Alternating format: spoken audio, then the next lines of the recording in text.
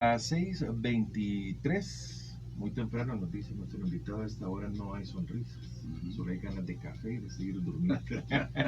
Bueno, les doy la bienvenida, estamos en el jueves, ya estamos iniciando la primera entrevista con Damián Alegría. ¿Cómo le va, Damián?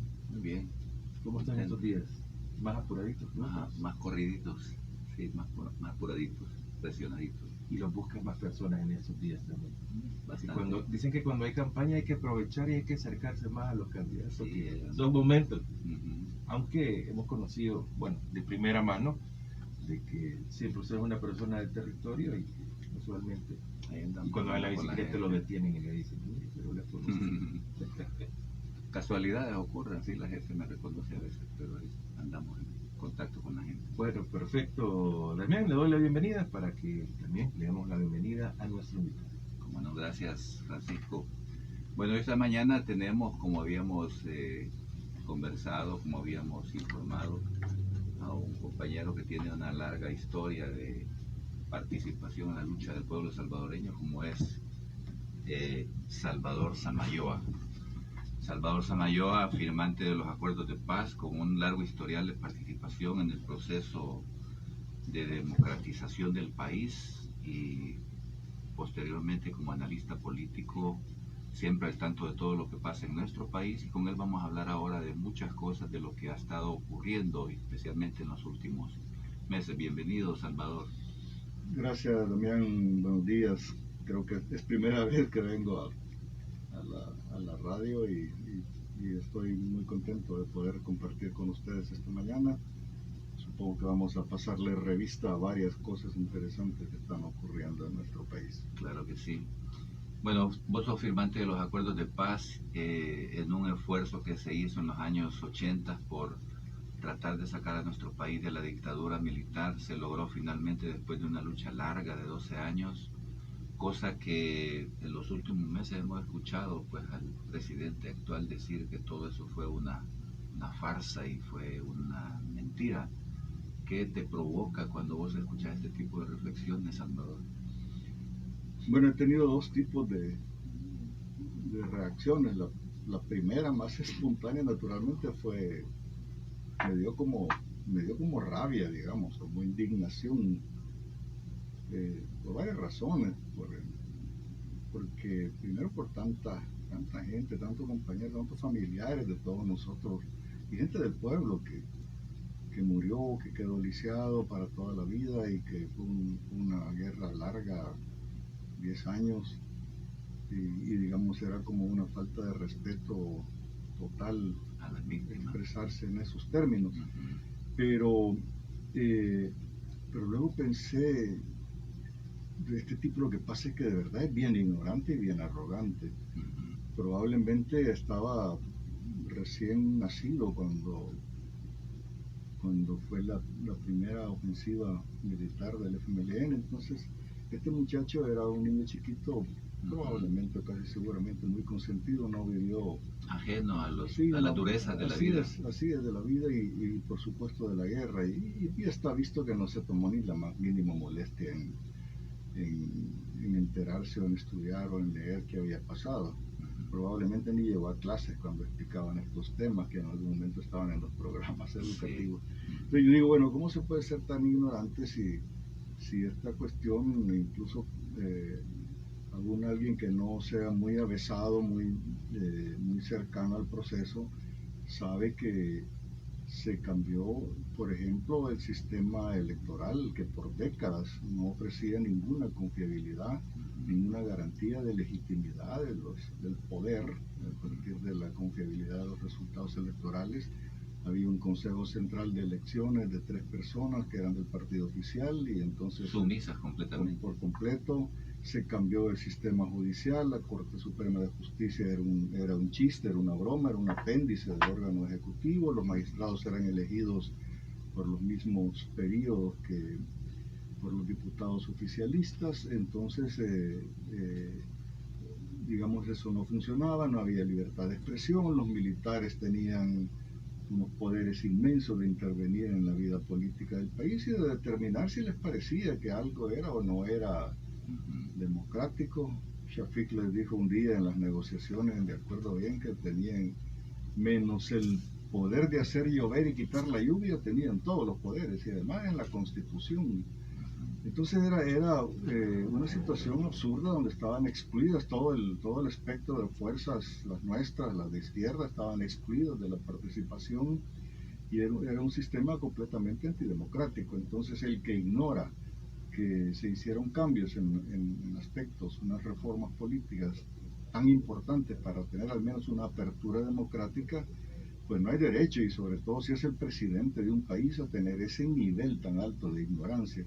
Entonces, resumiendo, pasé primero de la cólera y de la indignación a pensar, digamos, bueno, este pobre muchacho es bastante ignorante y digamos, por eso dijo lo que dijo. Sí, hace gala de su desconocimiento, de su ignorancia, de toda esa etapa. Cosa imperdonable para alguien que tiene ese alto cargo, que le toca también promover la armonía en el Estado y toca buscar la mejor senda para el desarrollo del país. Esto es algo que yo no comprendí nunca, porque era un momento, él ha tenido una victoria. Es cierto que está montada en una gran abstención, porque todo debe ser dicho. Bukele gana con un 51% de participación. Tuvo el 53% de los votos válidos, pero con una participación electoral del 51%. O sea, la mitad de la mitad. Sí, digamos, antes había Tony Saca, recuerdo cuando fue electo, la participación fue cerca de 67%, Funes 62%, Sánchez Serén en segunda vuelta 60%, o sea que fue la participación más baja. Pero de todas maneras tuvo una victoria holgada, entonces él tenía todo en un momento, por cierto, de debilidad y hasta cierta desmoralización de Arena, del FMLN, de las fuerzas tradicionales. Él podría haber llevado el país de manera más suave, digamos, más, con más diálogo, con más tranquilidad, no tenía gran oposición enfrente, y sin embargo eligió el camino de insultar a todos, de confrontación estéril, de berrinche, de descalificación, y de tener una permanente crispación a todo nivel en el país. Entonces yo de verdad no comprendo a una persona que toma ese camino, pues, que no tiene paz interior o no tiene bondad en el alma y en el corazón. Pareciera que el tema de la polémica le da réditos también en las redes sociales, que es un tema que ahora también tiene mucha presencia en la vida del país, y eso le gana seguidores, y eso parece lo que también él busca para sentir que tiene apoyo a su gestión. Sí, lamentablemente él se monta, para eso sí tuvo astucia o viveza, que no es lo mismo que inteligencia.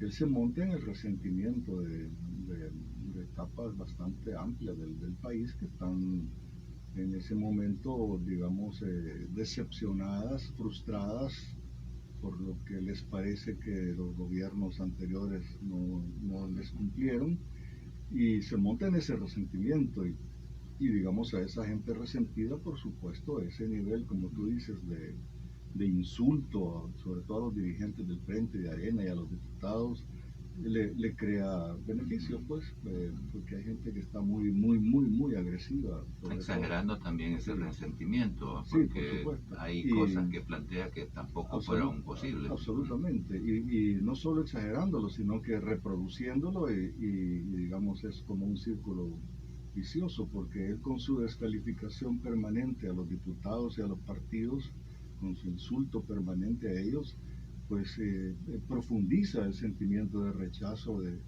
muchas personas. Entonces esto no es nada positivo, digamos, pero lo hace por eso. Lo hace calculadamente por eso. Pero el año pasado, con ese gesto que tuvo de ir a la Asamblea a militarizar el recinto legislativo, en una clara acción de violación, digamos, a las normas elementales de lo que es un parlamento, en un irrespeto a los otros órganos de gobierno o del Estado, deja asentada, digamos, un perfil de cómo es su gobierno y cómo quiere hacer su gobierno.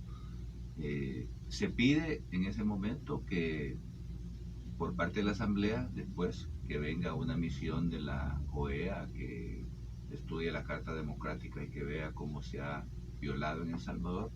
Sin embargo, no hay una reacción de la OEA, pero recientemente, después de hacer una memoria del evento del año pasado y al final una propuesta que aparece de que se destituya o que se cree una comisión para investigar su situación mental, sí aparece un reclamo curioso diciendo que le quieren dar golpe de Estado y pide intervención de la OEA. La OEA ahora aparece, pero el planteamiento también es lo que puede hacer la OEA en este país. No es venir solamente a hacer una cosa superficial, porque en realidad debería de profundizar un poco más acerca de cómo se ha estado violando el proceso democrático en el país.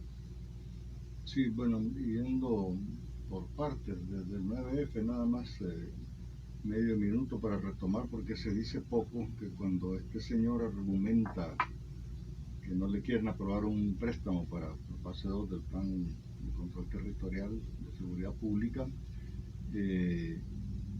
aún si hubiera sido cierto, de todas formas no estaba justificado. No tenía en ningún sentido, justificación. pero sí la gente debe saber que cuando él utiliza ese argumento, en ese momento él tiene ya aprobados préstamos en el ramo de seguridad.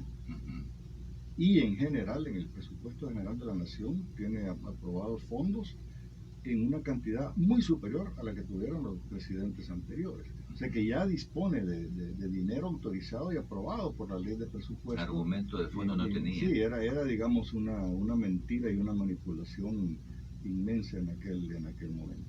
Yendo a lo que me estás planteando de más reciente de los días actuales con lo que ocurrió en la asamblea cuando un diputado de la derecha, entiendo que Ricardo Velázquez Parker, y probablemente en un primer momento haya sido apoyado por 2, 3 o 4 más de algún otro partido, introduce la pieza de correspondencia para aplicar el 231 de la Constitución, para que evalúen la capacidad mental del presidente. Yo creo que ese fue un error político, un error político. A Bukele yo lo acusaría y pediría que lo destituyeran por 37 delitos antes que intentar usar ese recurso de su capacidad mental, su salud mental.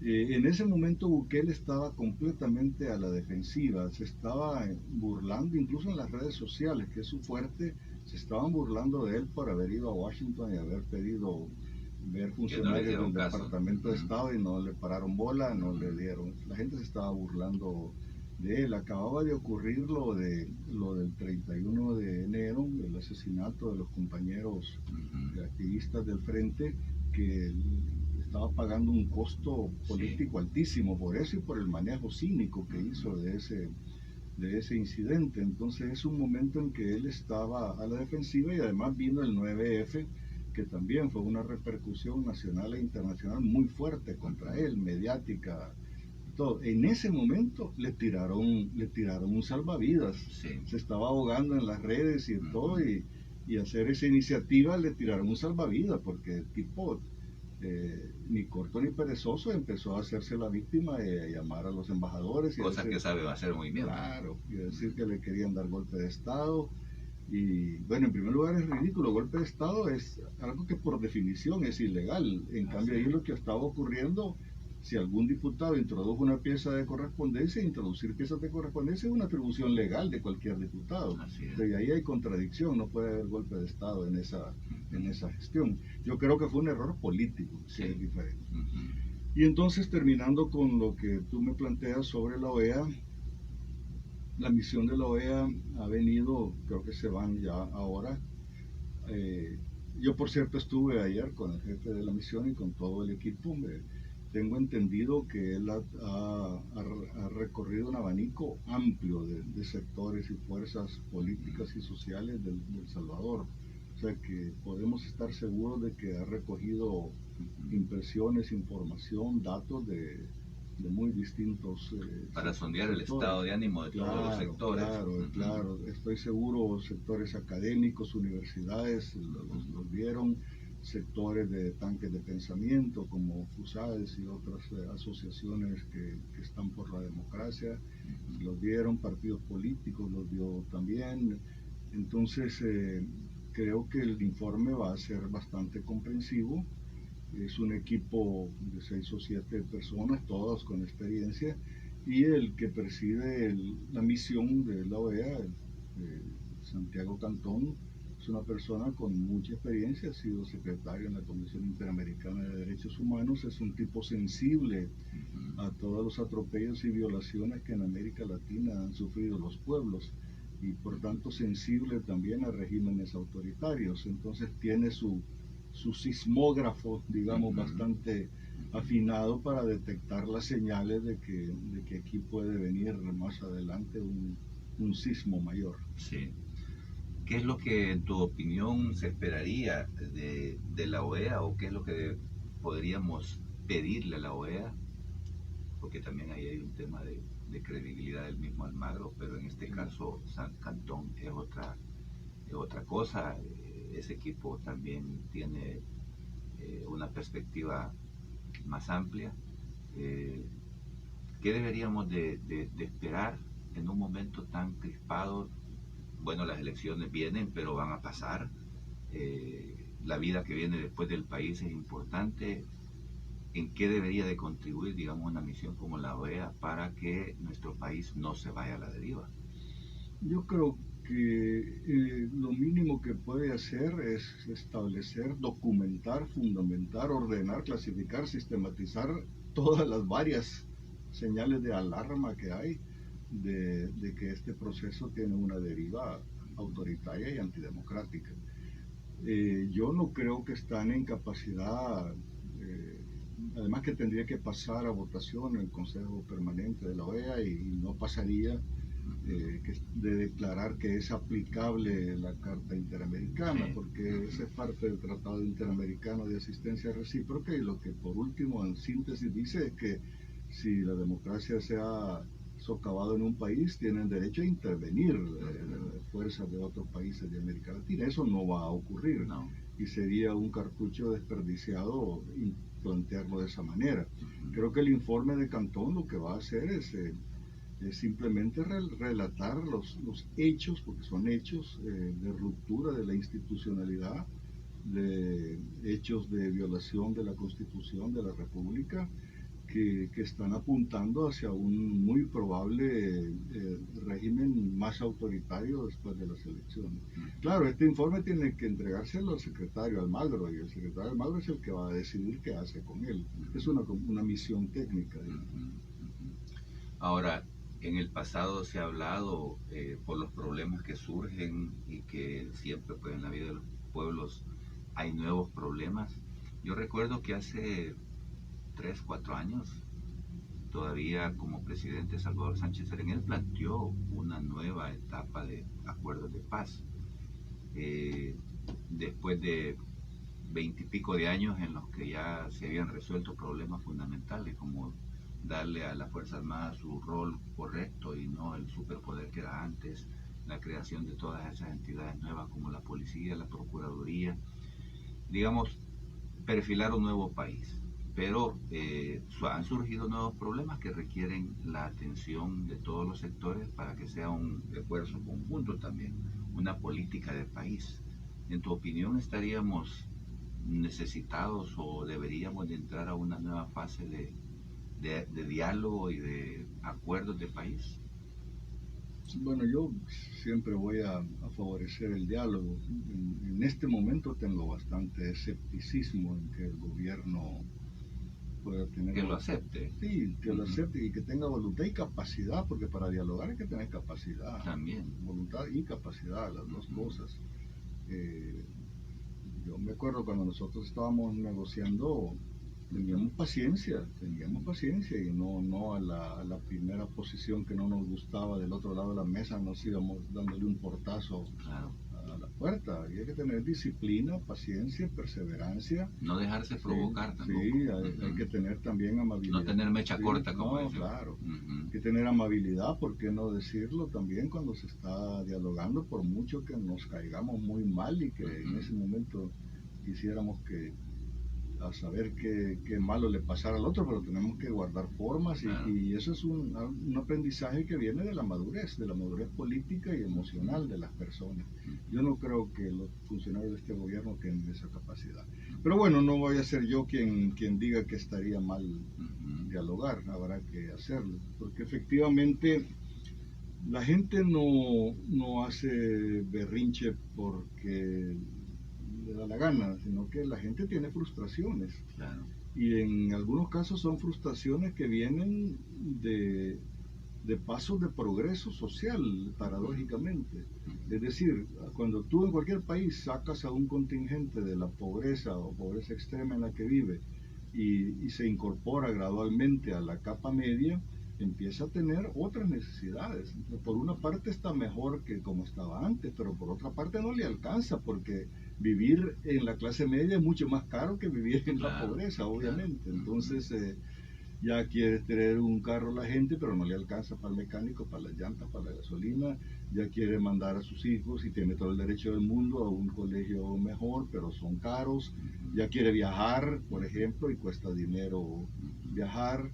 Los empleos no son bien remunerados o de calidad y en esos niveles ya la gente aspira a tener otro tipo de...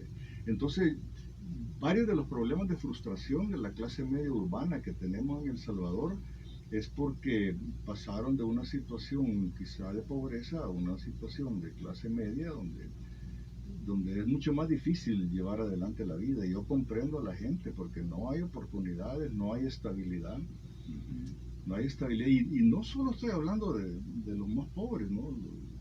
Los hijos nuestros, digamos, que han tenido educación universitaria, incluso tienen posgrados, son muchachos decentes, trabajadores, y no es fácil que encuentren trabajo. Muchos se sienten frustrados porque su perspectiva de vida es bien difícil.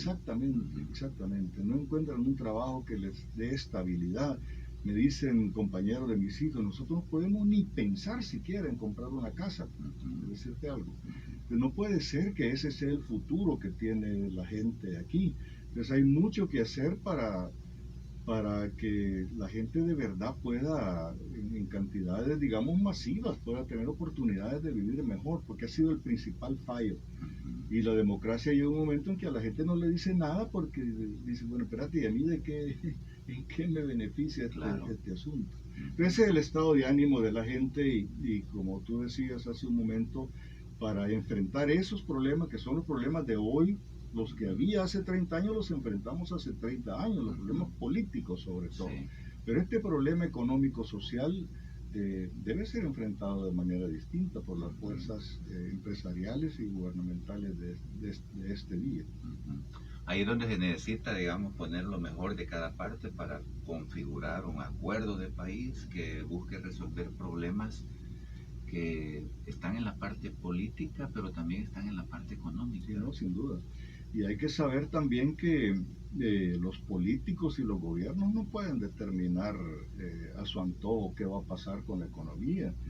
Pueden acordar hacer ciertos estímulos a algunas políticas o a algunos sectores, pero por último las economías están muy interrelacionadas, las de todo el mundo, y digamos el tema de que crece o no crece la inflación, o de que haya un empleo o no, de que se puede exportar más o menos, es un tema que no depende solo de nosotros.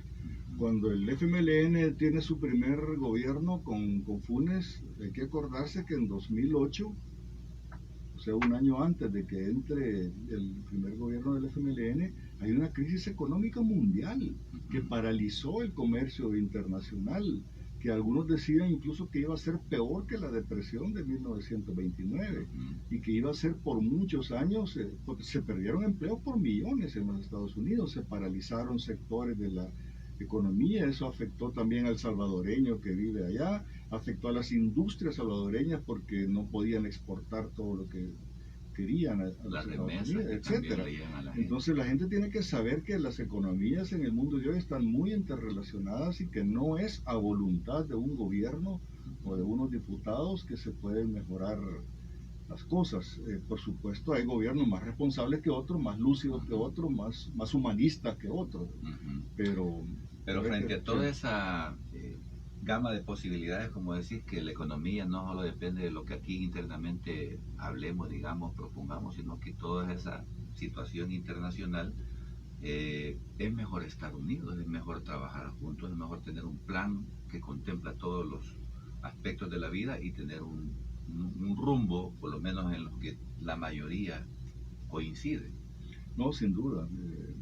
La situación que tenemos de división y de confrontación estéril, agria, amarga, recriminaciones, descalificaciones, agresividad, eso es lo peor. La tesis de apartar a los demás y ahora voy a hacer yo lo que pienso. Esto ya lo han intentado todos a lo largo de décadas. Hace falta ser muy ignorante para volverlo a intentar. La derecha lo intentó aniquilar a los... Sí, durante 60 años con la dictadura. Así es. En un momento la izquierda también tenía aspiraciones por la vía militar de acabarse a estos sectores. Ya probamos que no se puede. Somos salvadoreños todos, no admitimos que nos tenemos derecho a estar en este país. Absolutamente. Y además que tenemos un carácter bravo y no admitimos que nos atropellen. Por un momento cualquier aprendiz de dictador puede pensar que nos está pudiendo dominar, pero tarde o temprano va a haber rebelión en distintas formas. Los problemas del país no se van a resolver con publicidad, no se van a resolver con arrebatos militaristas, no se van a resolver de esa manera, sino que tiene que ser una cosa más pensada, más concienzuda y más consensuada, digamos. Así es, sin duda, sin duda. Y yo no veo esa orientación del liderazgo político en el gobierno ocurriendo de esa manera. Va a ser muy importante lo que ocurre en las elecciones para ver si al menos en la Asamblea Legislativa hay una posibilidad de diálogo político, pero de la parte del gobierno hasta ahora yo no veo la voluntad. Bueno, el discurso del gobierno es que quiere diputados que trabajen con el presidente y entonces el escenario que muchos miran, bueno, va a haber una cantidad de personas leales, sumisas al presidente.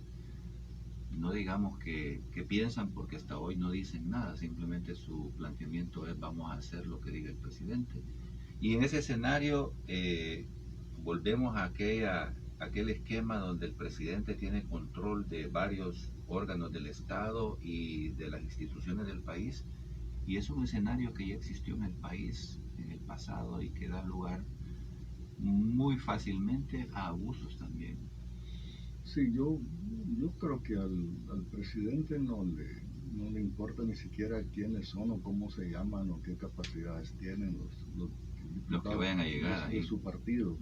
Le interesa la cantidad de manos levantadas para aprobar todo lo que llegue de casa presidencial.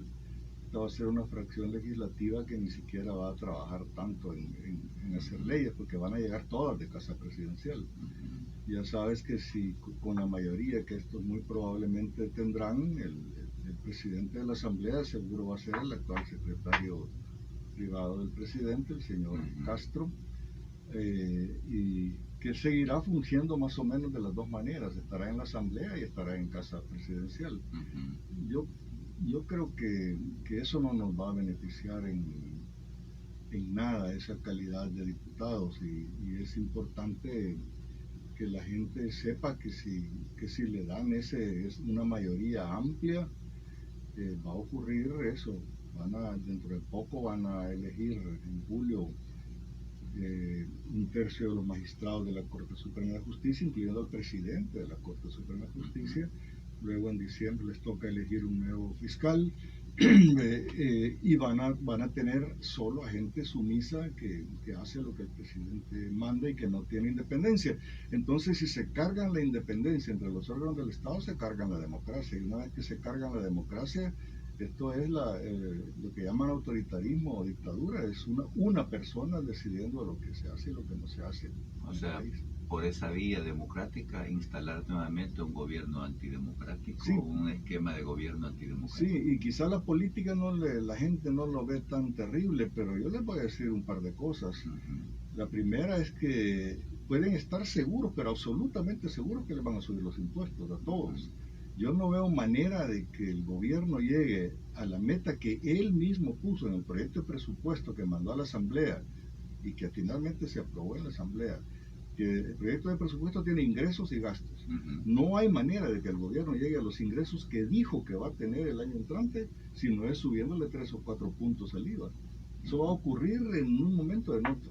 No tengo tampoco duda de que le va a caer Tusky a los fondos de pensiones, cosa que por cierto ha sido ya la tentación en gobiernos de derecha y de izquierda, y lo hicieron parcialmente, de disponer de fondos de pensiones, lo cual me parece a mí que es una, para todo efecto práctico, es una expropiación a la clase trabajadora, porque son los ahorros de la gente y no debiera poder el gobierno disponer de ellos para sus, sobre todo para mala administración, como hacen. Pero bueno, de esas cosas van a ocurrir, o sea que yo creo que si el presidente tiene diputados, sobre todo si tuviera, que creo que no va a ocurrir, pero si tuviera mayoría calificada en la asamblea, va a hacer y deshacer, y creo que las decisiones económicas que van a tomar nos van a traer más miseria todavía al país. Bueno, la historia del presidente es que donde ha llegado ha endeudado a las instituciones que dirige, la alcaldía de Nuevo Cucatlán, la alcaldía de San Salvador. Me refiero a que las ha endeudado sensiblemente más. No, ya tenían deuda, sí, por sí. supuesto, no es que él creó la deuda de cero, pero en los niveles o la actitud que uno puede ver de manera como más constante es que cualquier problema lo quiero resolver con endeudamiento. Así lo hizo en San Salvador, que quedó mucho más endeudada de lo que había estado antes.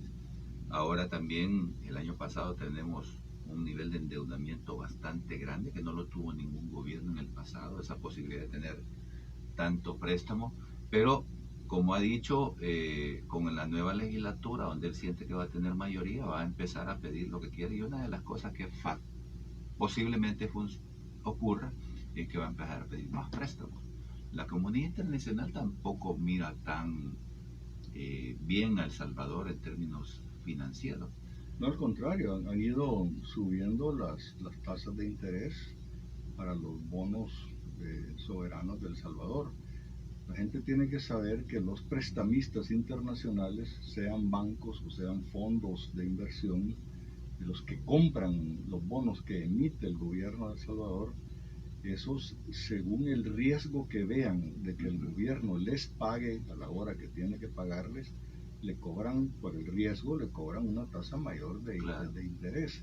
En este momento ya estamos en 9,5, 10% de interés. Tasa que nunca se había pagado antes. Que nunca. Entonces la gente tiene que saber que cada punto que por razón de la falta de credibilidad del gobierno nos suben las tasas de interés, son cientos de millones de dólares que vamos a pagar, los vamos a pagar nosotros. Y entonces, si este presidente contrae más deuda, vamos a estar en una situación imposible. Yo me acuerdo en 2017 que se hizo una laraca y un escándalo inmenso con el gobierno del Frente por el impago de las pensiones. Era un impago de una cuota, un vencimiento que había en abril de 2017 del pago de pensiones, no era más que eso.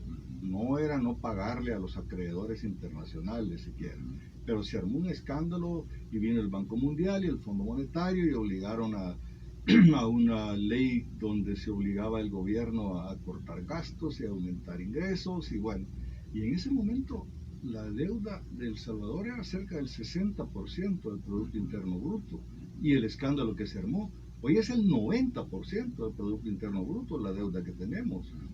En aquel momento de 2017 el déficit fiscal era de aproximadamente 3.2 o 3.5. El año pasado terminamos en cerca de 10% de déficit fiscal en relación con el PIB.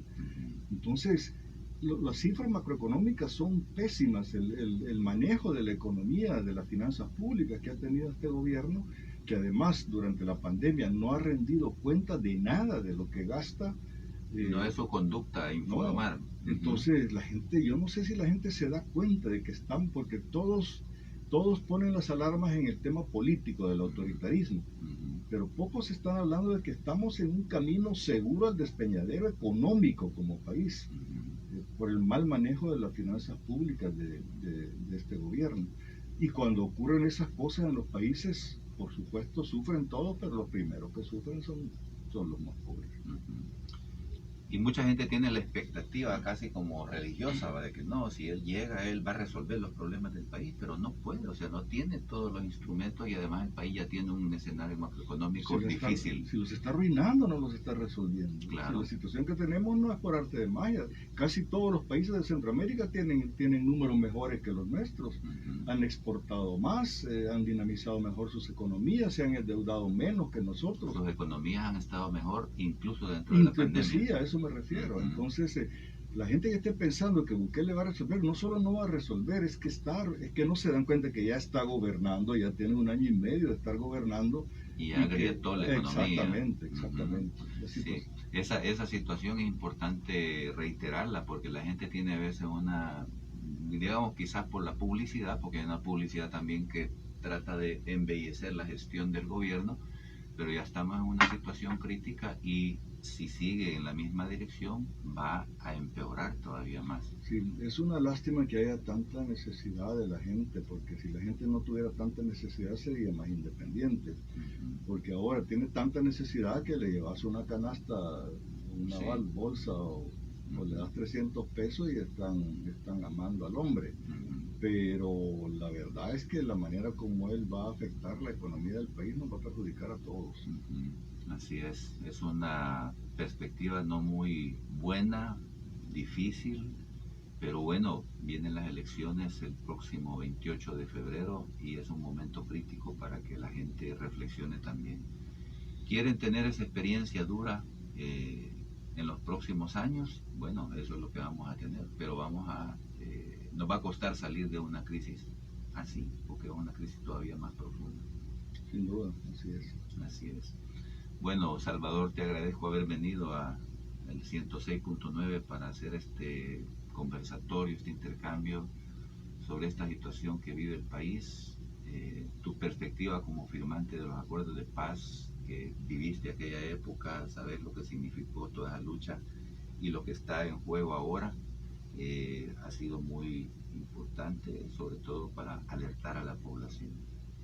Bueno, muchas gracias, Damián, y ha sido un gusto compartir con tu audiencia y espero que estos elementos de reflexión pues puedan servir para orientar la conducta de la gente. Cómo no, gracias de nuevo, Salvador, y gracias también a ustedes, amigos que nos escuchan. Los invito para que sigan con Radio 106.9, que tenemos más programación importante para ustedes. Pasen buen día. Ya regresamos con Primera Vista, la información de primera mano.